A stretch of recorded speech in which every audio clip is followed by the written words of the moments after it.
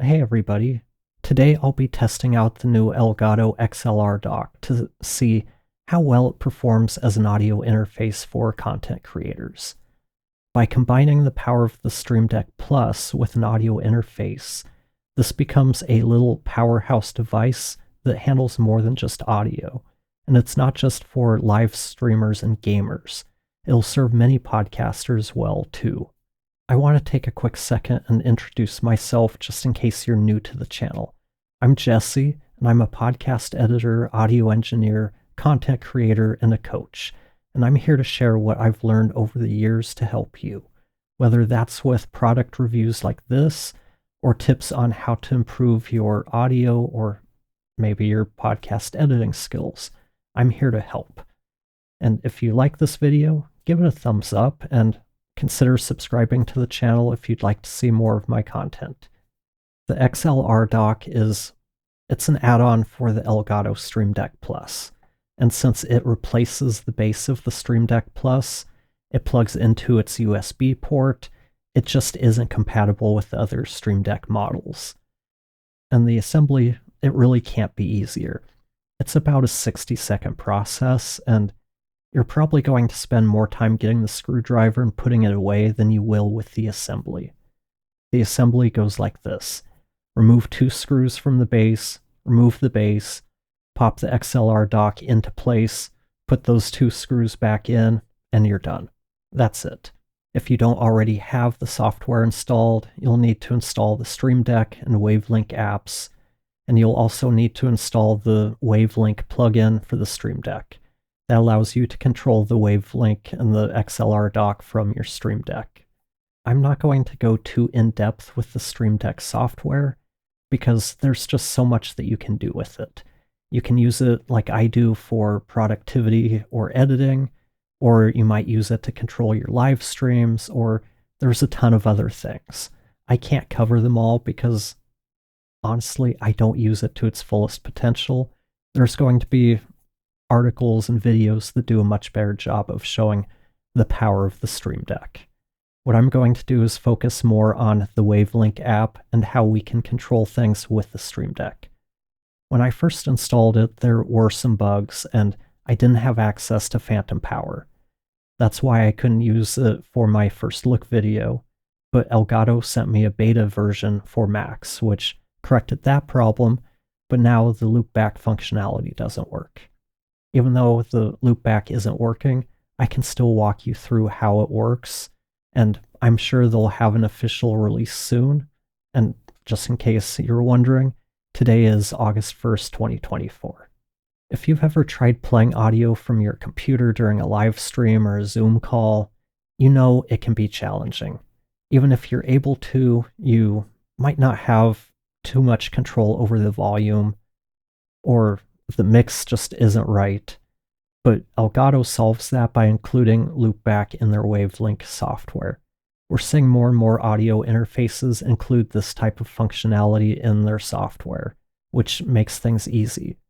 Unlike the setup I use now, which involves Rogue Amoeba's loopback and Universal Audio's console, Elgato, they just make it easy. Let's take a look. So here we are inside Wavelength. As you can see, the screen's basically broken down into 2 parts.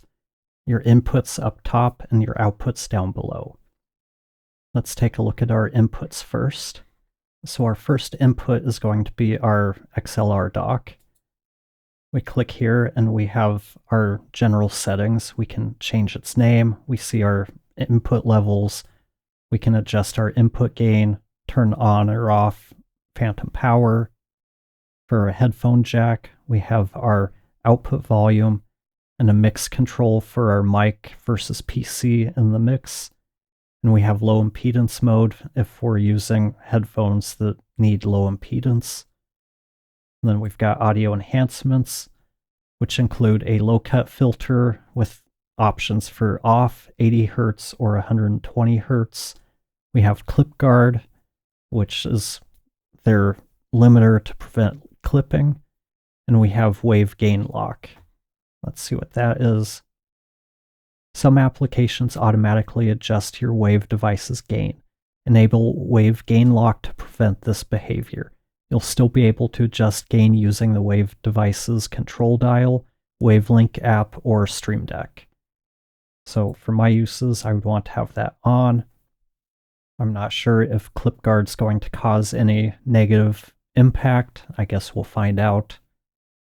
In theory, it shouldn't, and since I don't clip, I've got levels set well. Hopefully we never find out. So down here at our outputs, we have our monitor mix. That's controlled by this first slider with the headphones, and that's essentially what you hear inside your headphones.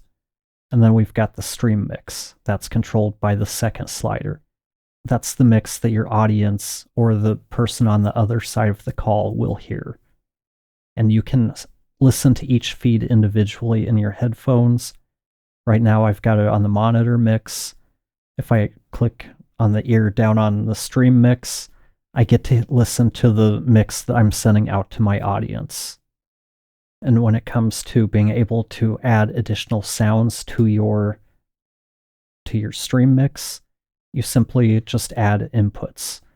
So channel 2, press the plus button. Let's say I want to add music to it. I click on that.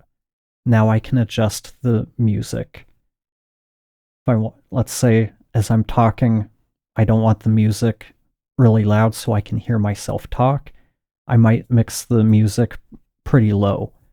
But I'll want the level for the audience to be a little bit higher.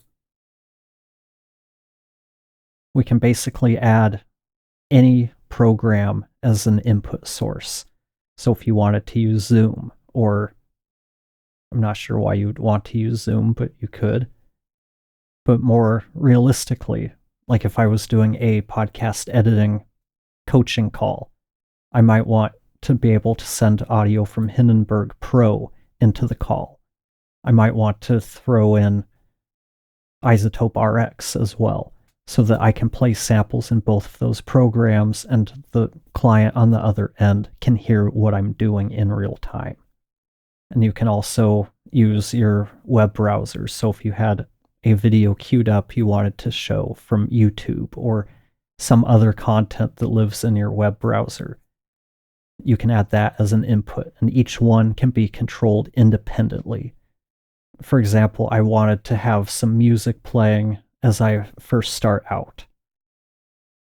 I can fade the music in to my feed so that, don't know what happened just then.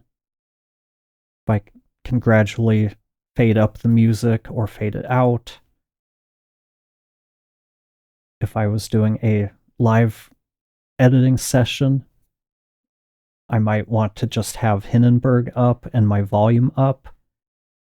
And I might turn the volume down a little bit on Hindenburg. Either way, I would just listen to the stream mix and adjust the levels until I get just the right mix. This gives a lot of flexibility in mixing different sources for your live streams or podcasts or whatever you're using it for. So that covers Wavelength. It's pretty straightforward. Like I said, I wish Universal Audio had something more simple like this, rather than my convoluted setup using loopback and sending stuff to different channels. So this is what I end up having to use to send audio into my call. So what we've got going on with Wavelength is much simpler, easier to do, and a lot less tedious to try to set up. So now that we've seen Wavelength, let's move on. Let's take a look at the XLR Dock and its specs. It costs $199.99.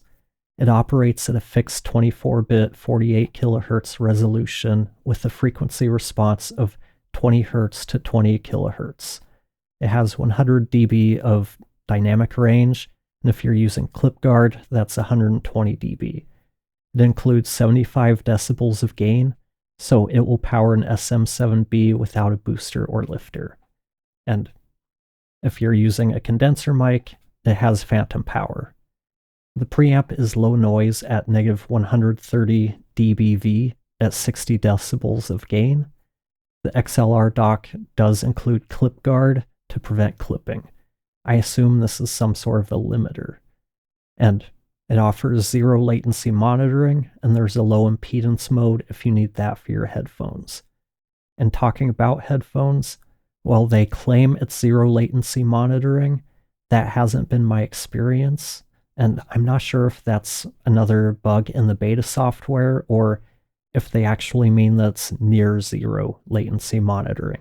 Either way, there's enough latency for it to become confusing while talking and monitoring yourself. And because of this, I am monitoring through the Focusrite Vocaster 2 as I'm recording. And I'm recording simultaneously through both the Vocaster and the XLR dock, so we can compare the preamps to hear how well they sound compared to each other. So far, you've been listening to the XLR dock's audio. I'll now switch over to the Vocaster 2 audio for you to hear how they compare to one another. To continue the comparison with the Vocaster sells for $249, but it's spent a surprising amount of time at $99 lately, which to me is a steal. It's a 2-channel audio interface built for podcasters, but there's also a 1-channel version available that's been on sale for $49 lately. So, do you hear any difference? Since I'm doing this live, I don't really have an opinion, and I won't know until I edit, but I would be surprised if there's any noticeable difference. But moving on, here's my take on the XLR dock. Assuming that Elgato gets the bugs worked out, this is a good option for content creators who don't have to record people in person. As a 1-channel interface, that is a limiting factor for some, but for many podcasters and content creators, that's all you need. It's all I need since I record myself, or once in a while I'll talk to people remotely online. Its integration with the Stream Deck does open up all sorts of possibilities that an audio interface just can't compete with. You can control so many things on your computer with it. I use mine for video editing so I can keep one hand on the mouse and the other on the Stream Deck, and I can do about 90% of my editing that way. It's really sped up my workflow. I also use it to be able to access websites or paste affiliate links, control my music, and so many other little things to save me time. There are plenty of videos and articles, like I said, that can cover all of the different ways the Stream Deck can be used to see if it's something that might be useful for you. It can be an expensive option, though, if you don't already have a Stream Deck Plus. The bundle from Elgato is $299.99, and there's a number of cheaper options for 1 or 2-channel audio interfaces. But if you already have a Stream Deck Plus and want to streamline your equipment, this is a nice way to get your audio interface off your desk, and because it's just built into your Stream Deck. No additional cables to contend with, and in my eyes, these are the types of things that help Elgato stand out. They listen to their customers and find solutions to the problems we face as content creators. In my quick look video, I mentioned that I use a number of their products. I use their prompter because of how well it integrates into my system. I don't need to use a phone or a tablet with it, and it acts as another monitor. And it helps me be articulate and not forget what I want to say. I also use their key lights because I can control them from my Stream Decks or my computer. I don't have to get up and turn them on and adjust them manually. And the Wave mic arm is the only one that had the height to clear my monitor and still get the mic to me despite having a deep desk. And I recently added the cam link because my camera only works at 2K over USB. And with the cam link, I now get 4K, and I know I've noticed the difference. These are the types of problems Elgato's solved for me. So what about you? What products do you use that make content creation easier for you? Does the XLR dock look like something you're interested in, or are you happy with your current setup? What problems or frustrations do you face when creating content that you wish there's just a better solution for? Let me know in the comments below. And as usual, thanks for watching, and I'll talk to you next time.